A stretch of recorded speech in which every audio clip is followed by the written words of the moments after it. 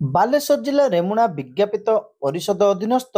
ବାଲଗୋପାଳପୁର ଇମାମୀନଗର ଜଗନ୍ନାଥ ମନ୍ଦିର ଭଜନ ମଣ୍ଡପରେ ଭାରତୀୟ ରିଜର୍ଭ ବ୍ୟାଙ୍କ ଅମ୍ବୁଡ୍ସମ୍ୟାନ କାର୍ଯ୍ୟାଳୟ ଭୁବନେଶ୍ୱର ପକ୍ଷରୁ ବିଭିନ୍ନ ବ୍ୟାଙ୍କ ସାଇବର ଠକେଇ ସମ୍ପର୍କିତ ସଚେତନତା କର୍ମଶାଳା ଅନୁଷ୍ଠିତ ହୋଇଯାଇଛି। ଏହି କର୍ମଶାଳାକୁ ଇମାମି ପେପର ମିଲ୍ସ ଲିମିଟେଡର ପୂର୍ଣ୍ଣକାଳୀନ ନିର୍ଦ୍ଦେଶକ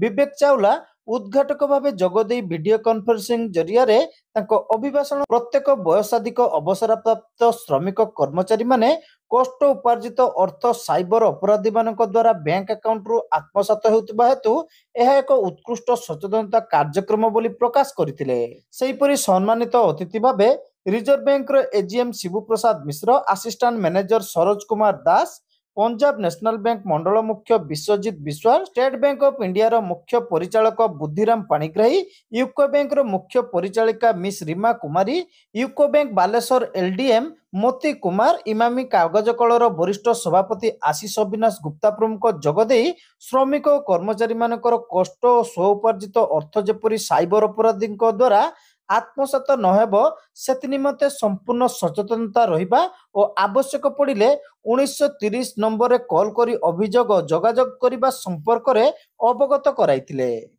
এই কর্মশালাରେ କାର୍ଯ୍ୟରତ ଶ୍ରମିକ ଓ କର୍ମଚାରୀମାନେ ଉପସ୍ଥିତ ରହି ଅଂଶଗ୍ରହଣ କରିଥିବା ବେଳେ ଇମାମି କାଗଜ କଳର ମାନବ ସମ୍ବଳ ବିଭାଗର ସାଧାରଣ ପରିଚାଳକ ଡକ୍ଟର ୟୁସୁଫ ଅଲି ସଲାଙ୍କି ମଞ୍ଚ ପରିଚାଳନା କରିବା ସହ